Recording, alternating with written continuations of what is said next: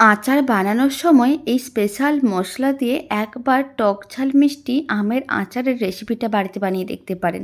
স্বাদে গন্ধে একেবারেই ভরপুর হবে। আপনারা যখন আচারটা বানাবেন পুরো বাড়ি জুড়ে কিন্তু খুব সুন্দর একটা সেন্ট থাকবে। আর খেতে তো দারুণ হয়, বাড়িতে বানালেই বুঝতে পারবেন। বাড়িতে বানালে কমেন্ট বক্সে জানাতে একেবারেই ভুলবেন না আচারের রেসিপিটা আপনাদের কেমন লাগলো। তো চলুন দেরি না করে দারুণ স্বাদের টক মিষ্টি ঝাল কাঁচা আমের আচারটি বানানো শুরু করা যাক। আর এইভাবে আচার বানালে আপনারা সারা বছর সংরক্ষণ করে রাখতে পারবেন আর খেতেও দারুণ হয়। প্রথমে আমি এখানে 1.5 কিলোর মতন আম নিয়েছিলাম। এবার আমের পরিমাণটা আপনারা চাইলে বেশি করতে পারেন, অনেকটা বেশি বানাতে চাইলে। এখানে আমি 1.5 কিলো আমকে এইভাবে চৌকো পিসে কেটে নিয়েছিলাম, মানে মিডিয়াম সাইজের টুকরো করে কেটে জল দিয়ে ধুয়ে ভালো করে পরিষ্কার করে তারপরে জলটা ঝরিয়ে নিয়েছিলাম। এখন জল ঝরানো আমগুলোকে একটা যে কোনো বড় পাত্রের মধ্যে নিতে হবে। তার মধ্যে স্বাদ অনুযায়ী লবণ দিতে হবে, মানে 1 চামচের মতন লবণ আর 1 চামচ হলুদ গুঁড়ো দিয়ে দিলাম। লবণ আর হলুদ গুঁড়োটা একটু বেশি করে দিতে হবে। তারপর খুব ভালো করে সমস্ত আমের টুকরোগুলোর মধ্যে লবণ আর হলুদ গুঁড়োটা খুব ভালো করে মিশিয়ে নিতে হবে। আর এইভাবে আমের টুকরোগুলোকে একটু টস করে নিতে হবে, যাতে খুব ভালো করে লবণ আর হলুদ গুঁড়োটা ওপর নিচে হয়ে মিশে যায়। এখন এইভাবে আমের টুকরোগুলোকে এক সাইডে রেখে দিচ্ছি। যদি আপনাদের মনে হয় এই সময় আপনারা আমের টুকরোগুলোকে রোদে দিয়ে 3-4 ঘন্টার মতন রেখে দিতে পারেন। আর যদি হাতে সময় কম থাকে এইভাবে ইনস্ট্যান্ট কিন্তু আচারটা বানিয়ে নিতে পারেন। এবার আমি আচারের স্পেশাল মশলাটা রেডি করব। তার জন্য একটা কড়াই নিয়েছি। কড়াইয়ের মধ্যে 1 চামচের মতন দিয়েছি 5 ফোড়ন, 1 চামচ গোটা জিরে, 1 চামচ মৌরি আর আমি কয়েকটা শুকনো লঙ্কা দিয়ে দিচ্ছি। ঝালটা আপনারা কম বেশি করতে পারেন। এবার সমস্ত গোটা মশলাগুলোকে শুকনো খোলায় এইভাবে 2 থেকে 3 মিনিটের মতন নাড়াচাড়া করে ভেজে নিতে হবে। আর মশলাগুলোকে এইভাবেই ভাজতে হবে, তাহলে খুব সুন্দর আচারের মশলার স্বাদ আসবে আর খেতে দারুণ লাগবে। আপনাদের যদি মনে হয় এই সময় 2টো এলাচও দিতে পারেন, আর যদি না থাকে না দিতে পারেন, কোনো অসুবিধা নেই। প্রায় 3 মিনিট পরে দেখাচ্ছি। আপনারা দেখুন ফ্লেমটা মিডিয়ামে রেখেছিলাম, গোটা মশলাগুলোকে বেশ লাল করে ভেজে নিয়েছি। এখন ফ্লেমটা অফ করে দিতে হবে। আর এই ভাজা মশলাগুলোকে ঠান্ডা করে নিতে হবে। ঠান্ডা করে নেওয়ার পরে কিন্তু মিক্সির জারের মধ্যে নিয়ে গুঁড়ো করতে হবে। গরম অবস্থায় গুঁড়ো করার দরকার নেই।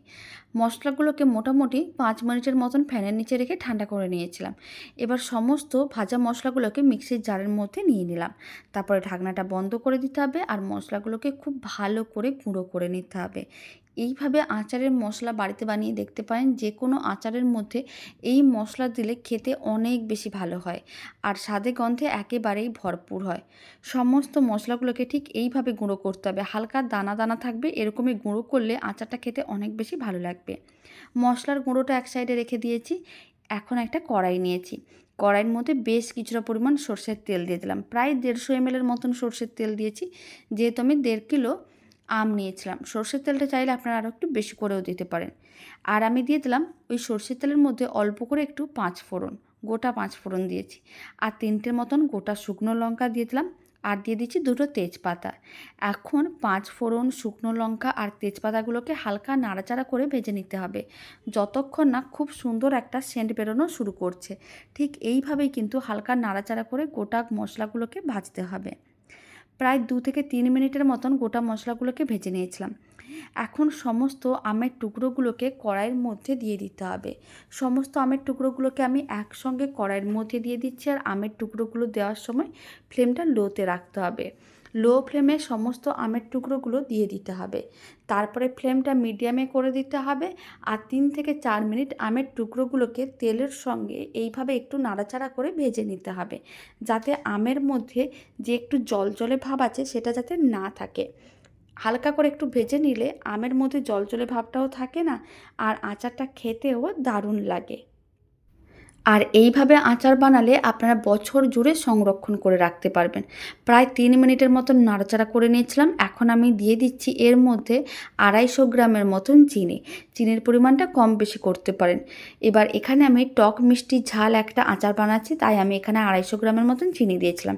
1 চামচের মতন দিয়ে দিলাম লাল লঙ্কার গুঁড়ো। আর যে ভাজা মশলাটা রেডি করে রেখেছিলাম সেখান থেকে 3 চামচের মতন ভাজা মশলার গুঁড়ো দিয়ে দিলাম। এখন সমস্ত কিছু একসঙ্গে খুব ভালো করে মিশিয়ে নিতে হবে। আর মশলার সঙ্গে আমের টুকরোগুলোকে ঠিক এইভাবে একটু নাড়াচাড়া করতে হবে। দারুণ স্বাদের এই আচার বাড়িতে একদিন বানিয়ে দেখতে পারেন, সারা বছর সংরক্ষণ করে রাখতে পারবেন। আর খেতে এতটাই ভালো হয়, না বানালে বুঝতেই পারবেন না। সমস্ত কিছু ভালো করে মেশানো হয়ে গেছে, ফ্লেমটা একেবারেই লোতে করে দিচ্ছি। লো ফ্লেমে এইভাবে 15-20 মিনিটের মতন রেখে দিয়েছিলাম। আপনারা দেখুন চিনিগুলো মেল্ট হয়ে গেছে। এইভাবে কিন্তু একটু টাইম নিয়ে আচারটা রেডি করতে হবে। চিনিগুলো মেল্ট হয়ে মিশ্রণটা বেশ এইভাবে হয়ে গেছে। এখন এইভাবে আরও 30 মিনিটের মতন আচারটা রান্না করতে হবে।